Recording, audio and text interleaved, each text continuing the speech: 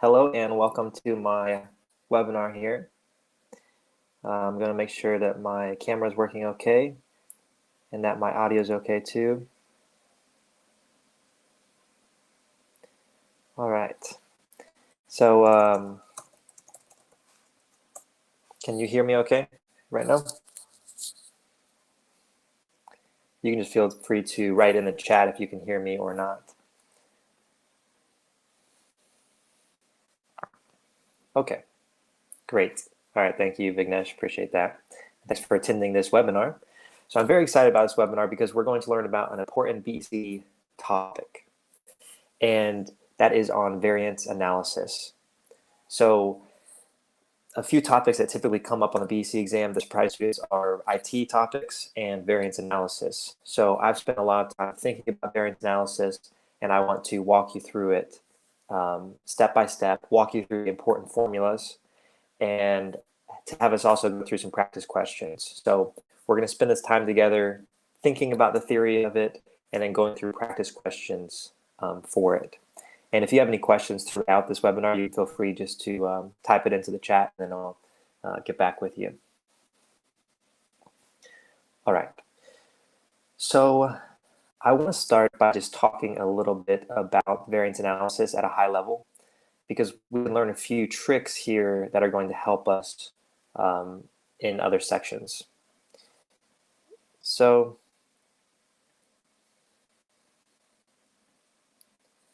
all right, I'm going to share my Excel here, and I hope that shows up okay. All right, then we have that right there. Does that look okay? All right.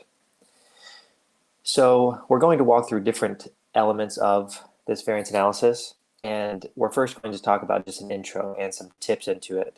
After that, we're going to talk about the direct labor variance analysis, then the direct materials variance analysis, and we'll go with variable and fixed overhead variance analysis.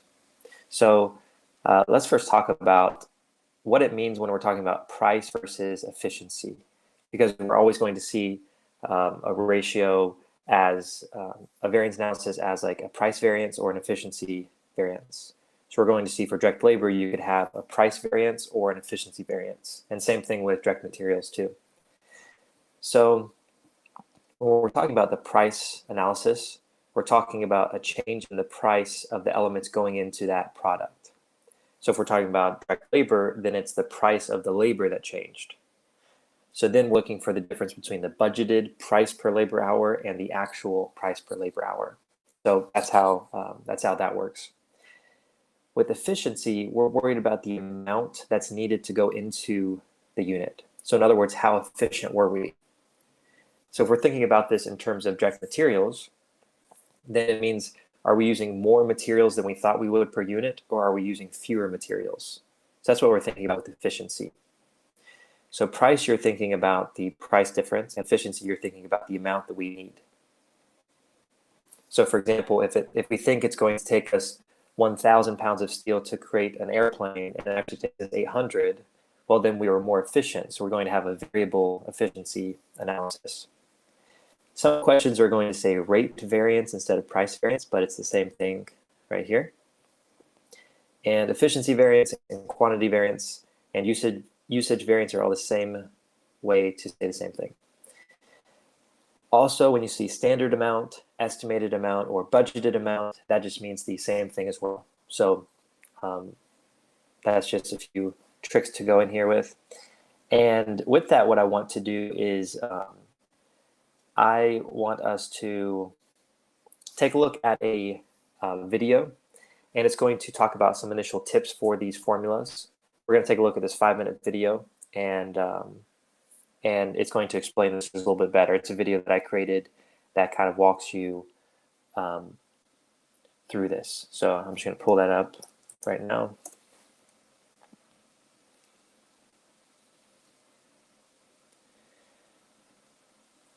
Okay. So here is this video, and if you have any questions with hearing it, then just let me know. Let's check this out.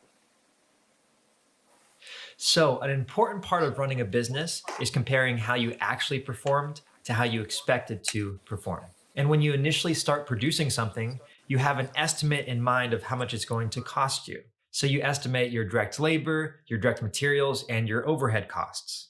So throughout this process, you're estimating your costs, and then you actually produce the product and you see how much it's actually going to cost you. So then you go back to analyzing to see whether or not you need to change the amount that you charge for your actual product. Now, there's one faulty approach you could take when analyzing your costs. You could simply compare your estimated total costs to your actual total costs. We don't want to do that. So let's say that you're a car manufacturer and you expect you're going to produce 200 cars at a cost of $1 million. But then in reality, you end up making 300 cars, which cost $1.8 million. So can we say that we did worse than we expected simply because we spent $800,000 more? No, we can't. That wouldn't be effective analysis because we're not taking into consideration the number of units that we actually produced versus what we estimated. And then it's also not enough to just say, we expected each car to cost us $5,000 and it cost us $6,000, so then we did worse. For cost analysis, we need to go farther in depth to ask, okay, it cost us more than we expected, but what made up that difference in costs? Because in our costs, as we know, we have direct materials, direct labor, and overhead. So these limitations in measuring the costs is why we have an area called variance analysis. So variance analysis goes farther in depth with the analysis. So let's say that our direct labor cost us more than we estimated it would. Variance analysis is going to ask, why does it cost more? Is it because it took more direct labor hours to create each car, or because each direct labor hour cost you more than you expected it to? So this intro video is to get you to start thinking about these concepts before we jump into each one more specifically. So if we remember, our product costs include direct materials, direct labor, and overhead. So for variance analysis, we're going to split up overhead into variable overhead and fixed overhead. So we have 4 different product costs. And for each of these costs, we have 2 different variances. So therefore, we have a total of 8 types of variance analysis. So within direct materials, we have the price variance analysis and efficiency variance analysis. Within direct labor, we have the same. And then with variable overhead, we have the same 2 types of analysis. And fixed overhead is the strange one because it has what is called spending variance analysis and production variance analysis. And we'll get into what each type of variance analysis really means a little bit later on. And it's important to note that the exact wording of the type of analysis may change in different kinds of problems. So for price variance analysis, some problems might call it rate variance analysis, but it's the exact same thing. Price equals rate. So going forward, we're just going to call it the price variance analysis. And then for efficiency variance analysis, some problems might call it quantity variance analysis, but they're the exact same. So we're just going to call it efficiency variance analysis. So now let's jump into a few key terms before studying variance analysis. Now you're going to see the word standard a lot in these.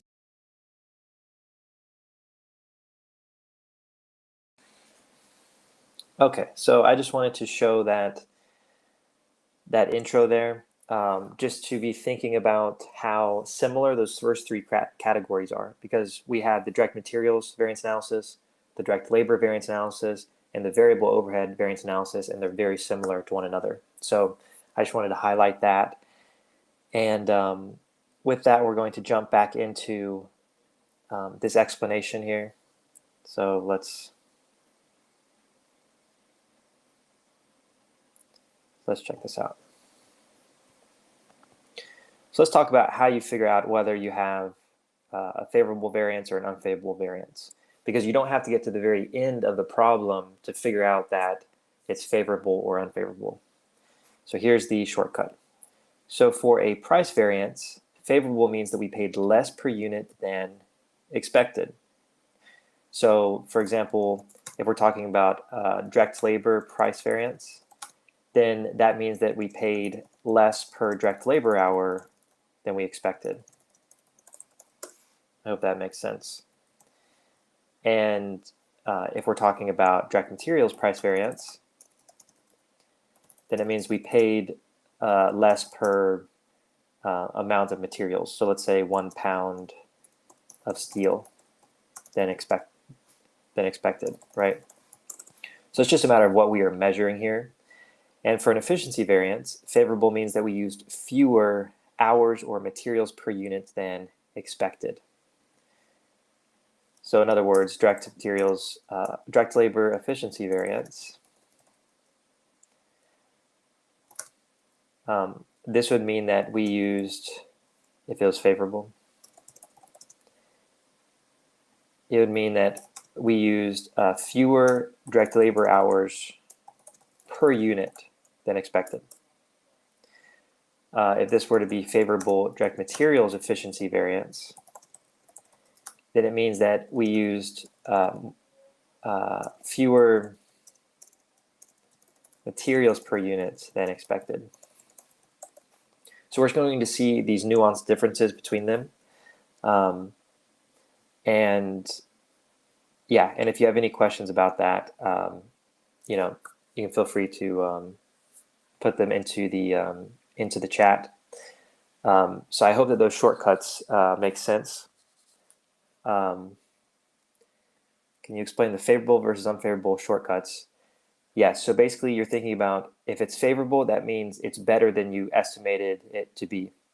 So if we're talking about the direct material favorable variance for price, then that means that we had a more favorable price than we expected.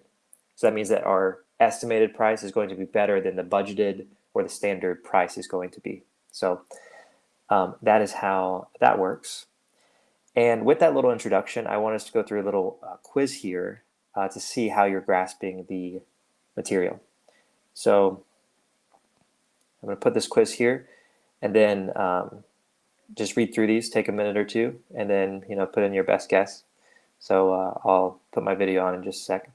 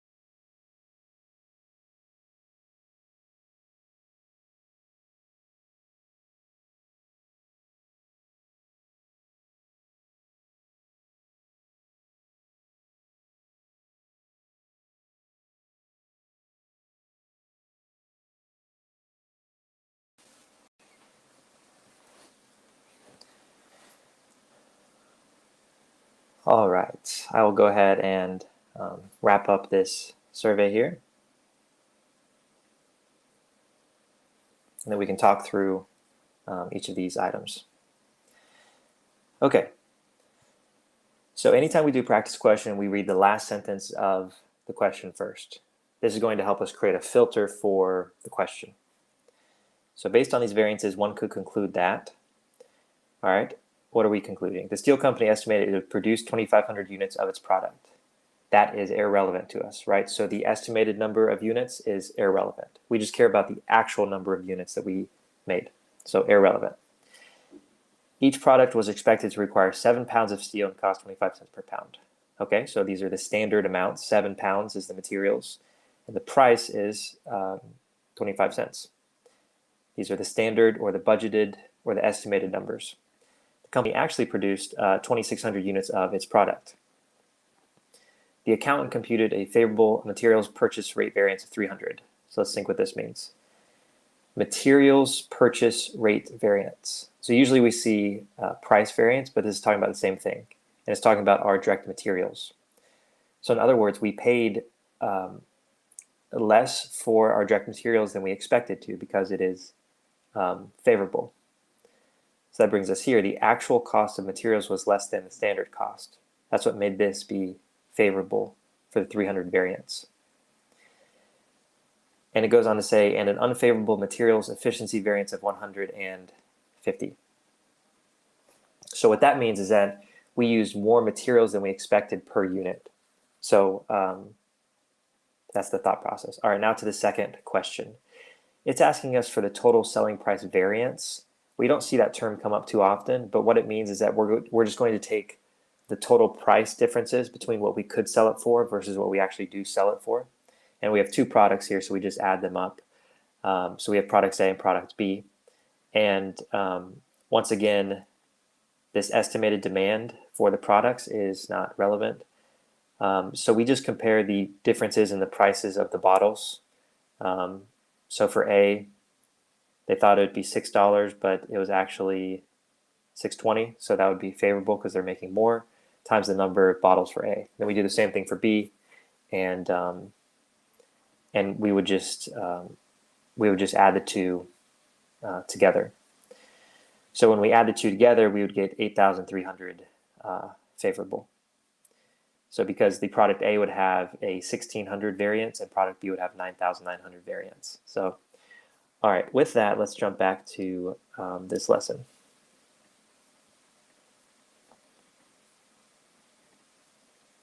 Okay.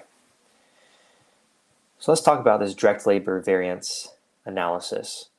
And here's a key with these variance analysis questions. We need to ask, what are the two elements that go into this cost? What are the two items that make up this cost? So when we're talking about direct labor, there are only two items that go into it. So it's how much your direct labor costs you times the number of hours it takes of direct labor to create an item. So we're looking at the price per hour and the number of hours. So how many labor hours does it take to produce each unit? So the number of hours. And what is the price of each labor hour?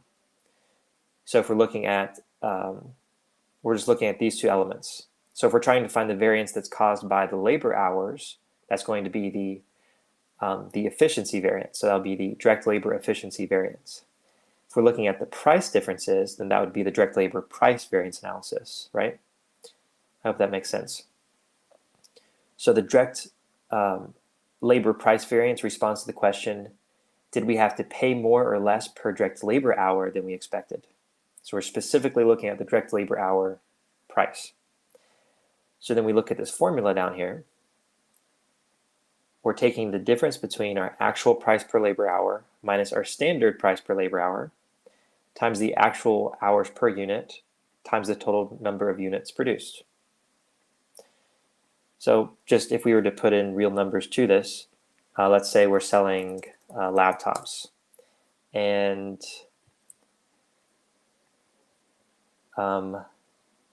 let's say that we estimated it would take 5 hours of labor per laptop, and that it would cost $20 per labor hour. Okay, and then the actual is it was 4 hours of labor, and it was 22 per labor hour. And let's say we made 1,000 laptops. So I hope this is going to make sense. Since we're talking about the direct labor price variance analysis, then we thought we would pay 20 and we actually paid 22. So automatically we know that that's unfavorable variance. So we'll have this $2 unfavorable variance. And what we do next is we multiply it by the actual hours per unit. Because it took them 4 hours to make each laptop, so we have to multiply it by this 4. So we have this 2 from down here times the 4 hours per unit times the actual number of units made, right? We need to multiply this by 1,000. And so then we'd get our variance would be 2 times 4 times 1,000. And that would be our variance. And as we said before, that's going to be an unfavorable variance. So this is a unfavorable direct labor price variance. So that's how the calculation works. Any questions or anything at this point? If you do, you can just feel free to put those into the chat here. And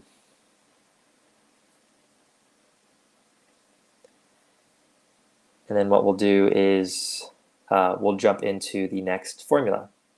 All right, thanks, Vignesh. All right.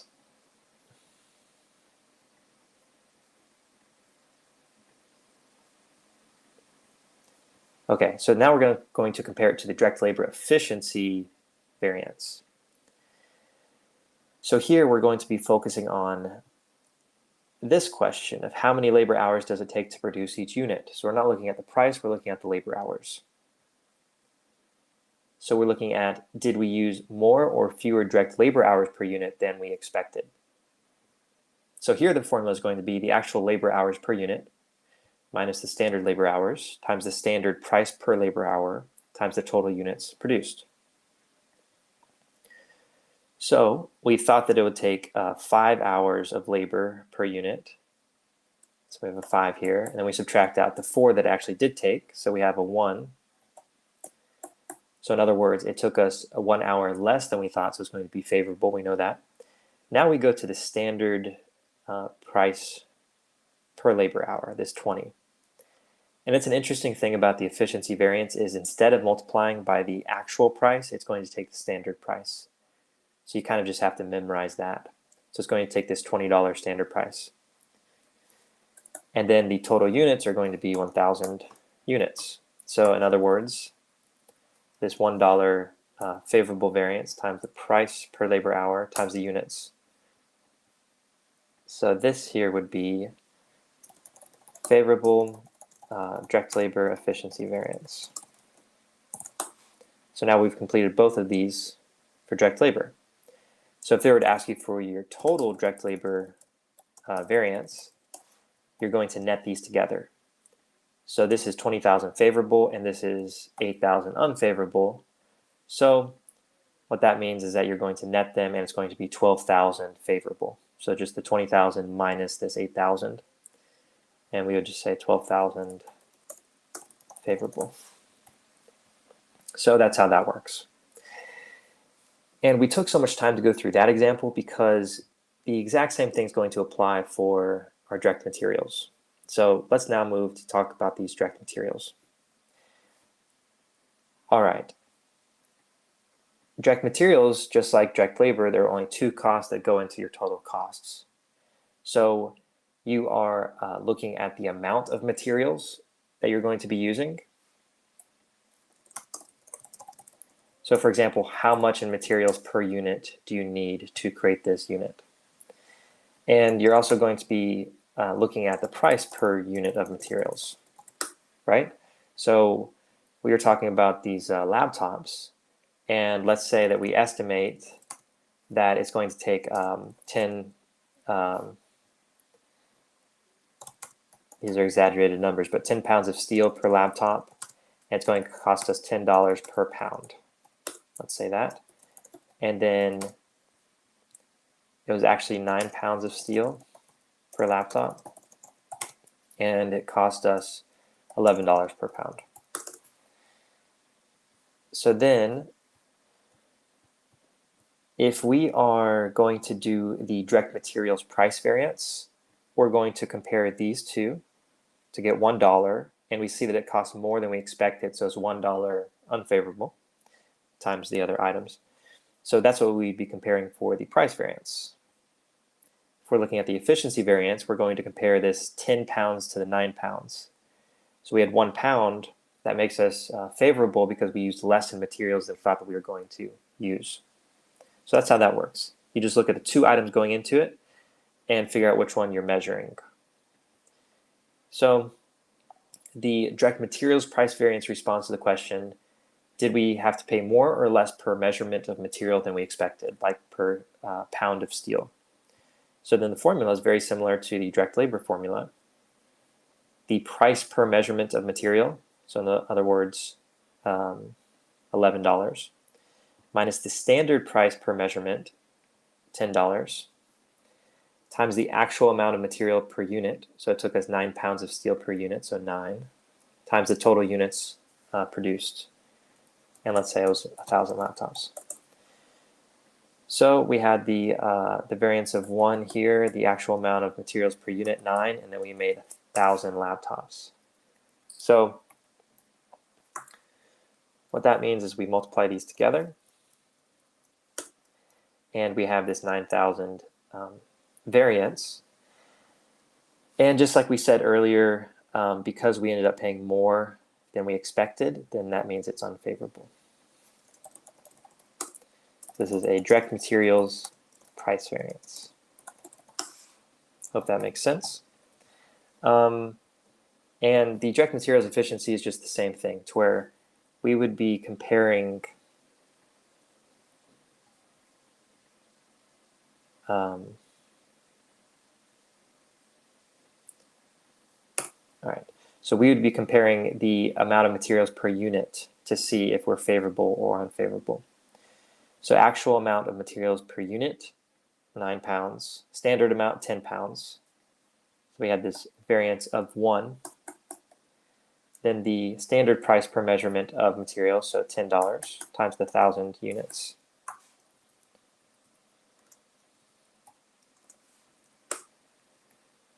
Okay, so this is our variance.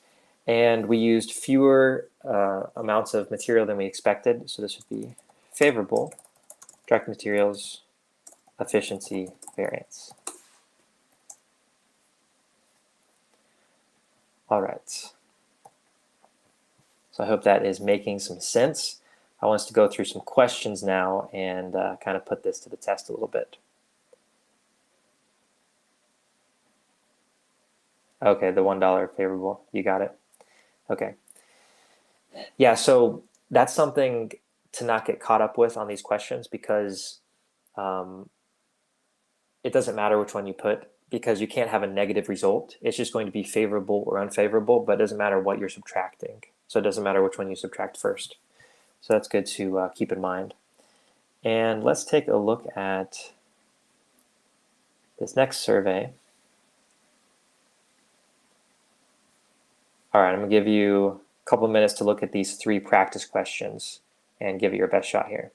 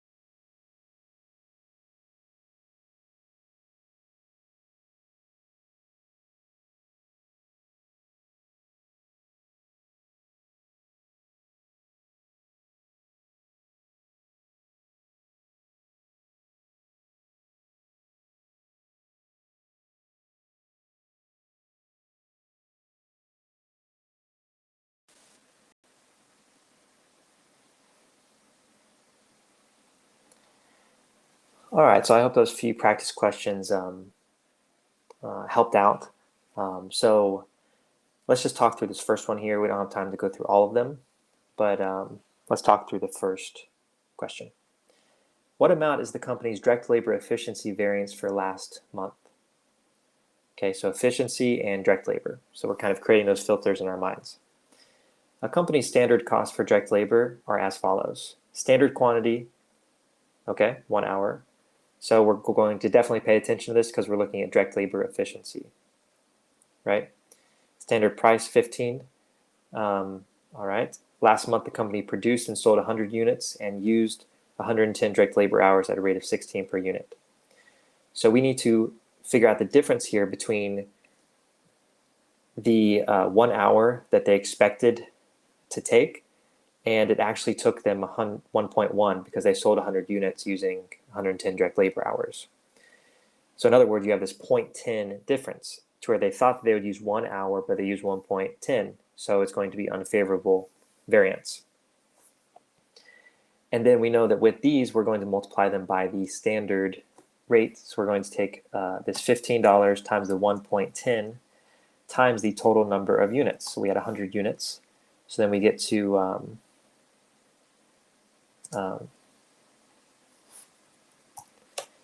this answer here of 150. So I hope that makes sense there. Okay. So I want to talk about the variable overhead variance and then the fixed overhead variance. So let's jump into that and learn about it, because these are the ones that get a little bit more confusing than the first kinds that we've looked at. Okay, so let's look at variable overhead variance analysis. The first key thing is that variable overhead, it doesn't look much different from the direct materials or the direct labor variance analysis. So it's going to be very similar to them. So you're going to have a price variance and an efficiency variance. The main difference is what goes into the calculation. Because when we were talking about the other items, what went into them, we knew that the price per labor hour and the number of labor hours, right? Here, it's just going to look slightly different. So here, it's going to be the number of cost drivers and the variable overhead per cost driver. So we have to keep it kind of vague because we can use any cost driver for this, because overhead is something that we can't directly trace. So we're going to have to choose some kind of driver of the cost. So for example, machine hours, those are often cost drivers that we see. So anyways, it all depends on what the cost driver is. So the formula is going to refer to that as well.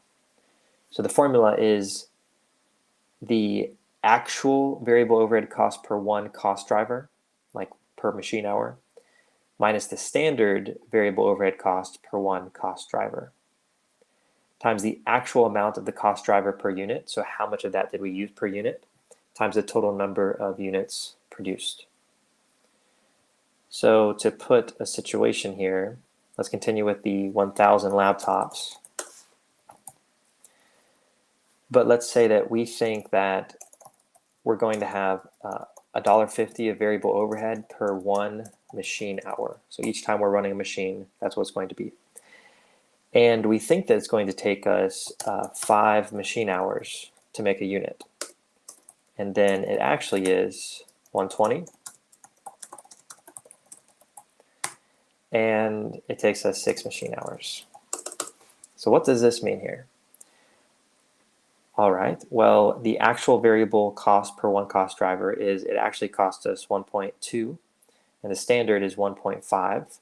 So we have 30 cents favorable because we paid less, right? And then times the actual amount of the cost driver per unit, 6 machine hours per unit, so 6.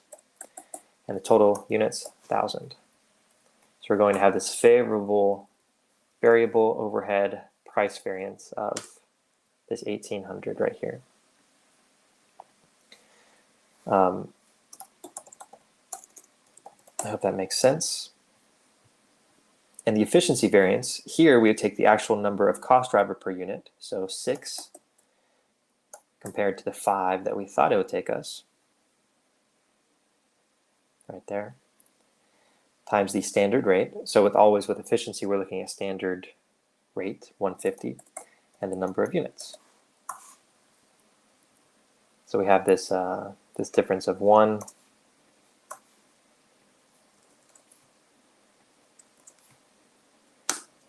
So we have this, and we took more hours than we expected, so it's unfavorable.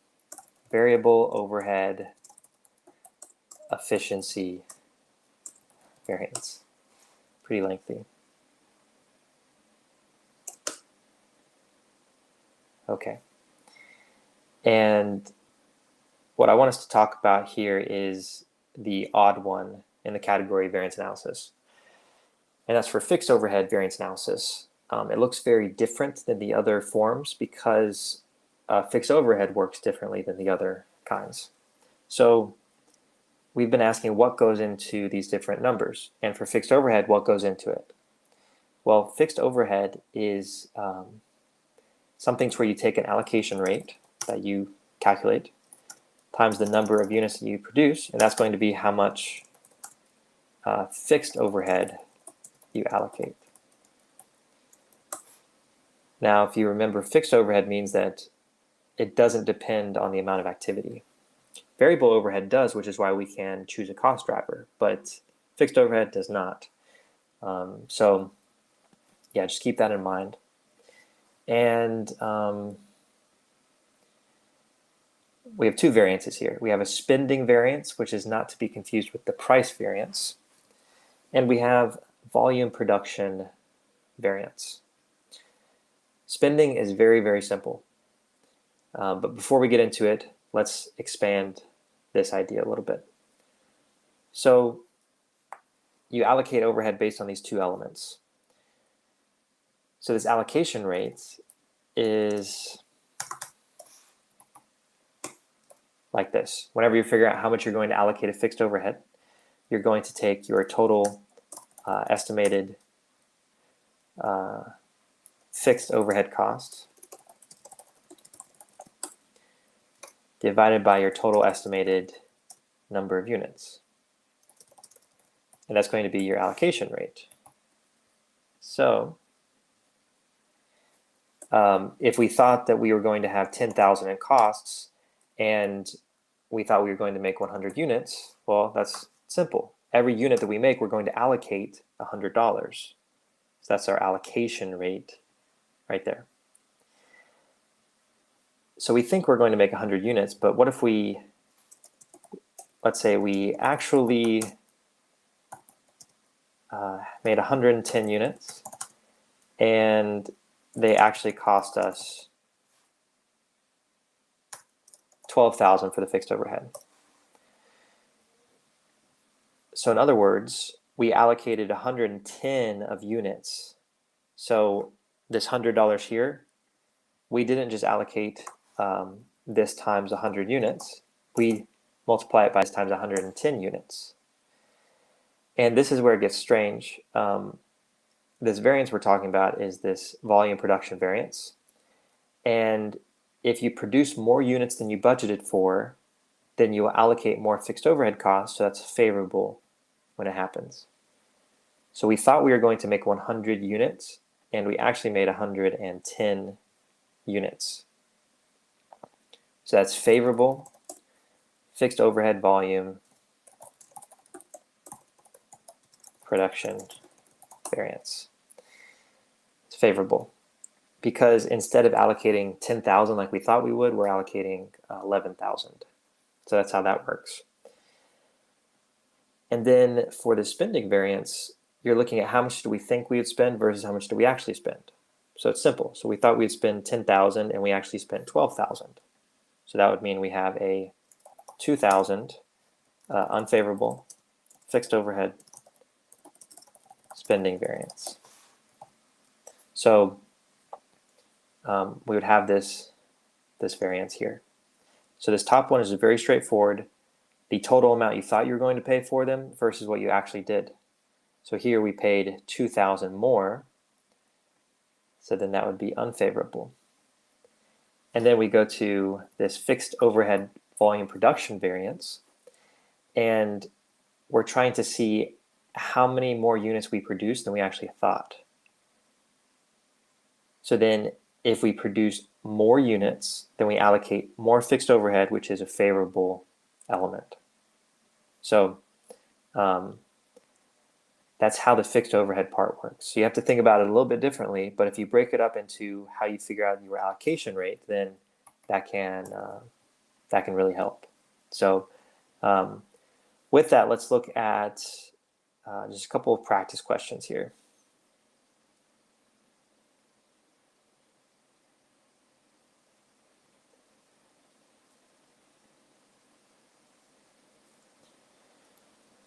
All right, so just take a look at this first question and then we'll talk through it in just a second.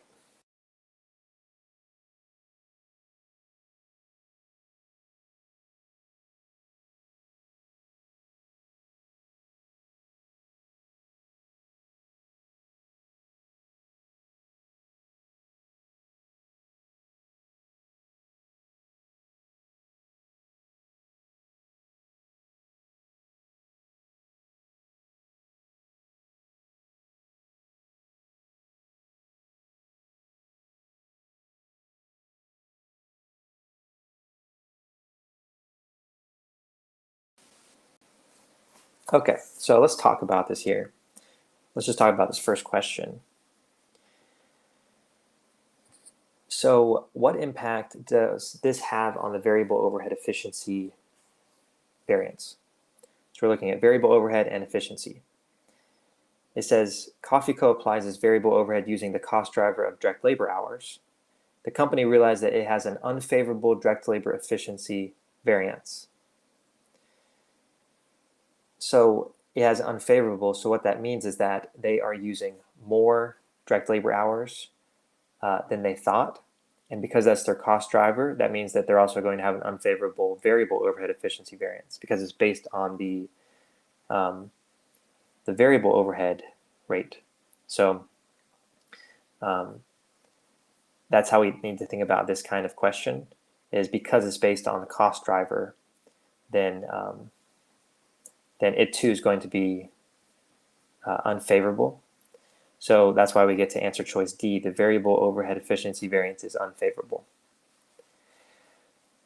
Okay, so with that, we have gone through these major topics here.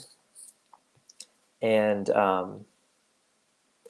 what I wanted to do real quick is just highlight a little bit about the course that I offer for this BEC training, because I teach all the BEC content and I got a 98 on the exam, so I wanted to create this content and train other students to do that as well. So what I'm going to do is just kind of show you just real briefly what this course is that I have created. And then I just want to give you a discount that stays good through the end of today. If you wanted to get a discount of $75 on it, then I'm going to make that available. So what I'm going to do here is I'm going to throw up a bar at the top, and it's going to take you to this discount page if you want to claim that. So you don't have to do it right now. You can do it at any point today. So let me just throw this up here.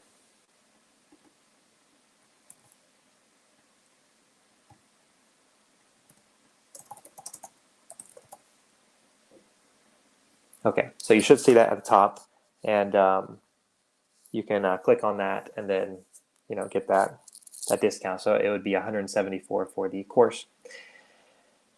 But I just wanted to show you a little bit about the course itself, because what I think the biggest advantage of this course is compared to some other courses is how visual this course is.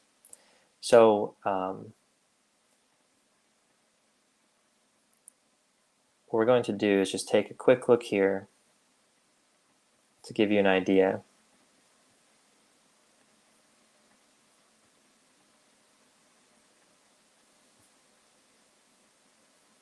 Okay. So how the course works is it's broken up into 9 major sections, and each section is kind of corresponding with one of the major AICPA blueprint topics. So for example, IT can be up to a quarter of your exam score. So I have a section on here to where I start out by doing a PDF of an outline that you can download to where it has all the terms throughout the section, all of the explanations there. And from there, you go into the actual videos to where you learn about these topics. And some of the videos you're seeing me, some of them you're not seeing me. Some of them have animation, but this is the general feel of them, and they're very focused. And then what you do at the very end after doing that is you go through different questions, and you can get an answer explanation for why that's the right answer. So you do that, and you do it through the entire amount of content. And one of the benefits is that the videos are about 7 hours of content. And so so you can get through it relatively quickly. So maybe 30 minutes a day for a month, you can get through it. So I just wanted to make that available to you. And in the email that I sent after this, I'm also going to include this link. So I wanted to tell you about that. And with that, we've talked through variance analysis. So we made it through the definitions, we made it through the formulas, we talked through some practice questions, and I had a great time talking about it. I hope that that you all have benefited from it. I'm open now. If you want to, if you have any questions, anything you want to ask, then feel free to write it here, and I'll answer it.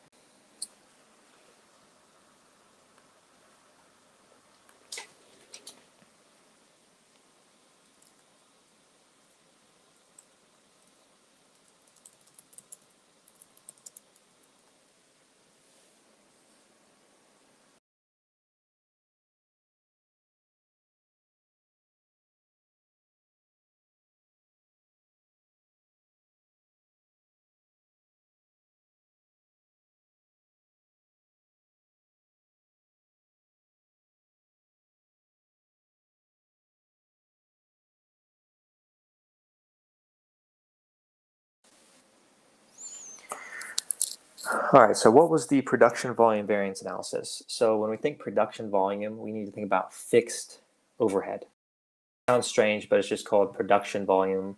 It's fixed overhead, and you're trying to see whether you created more or fewer units than you thought. Because if you're creating more, then you're allocating more. If you're creating fewer units, then you're not allocating as much.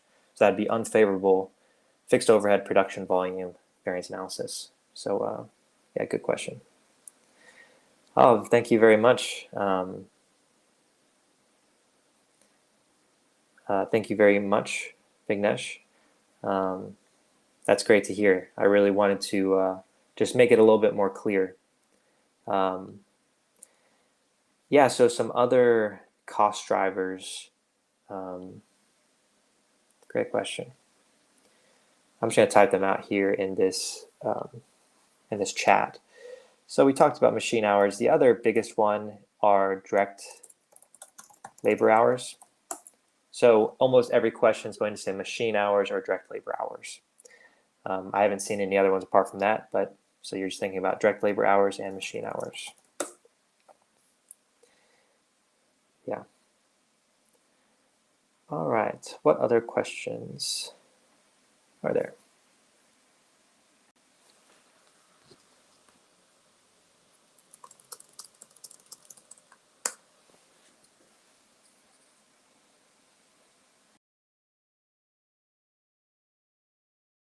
Absolutely.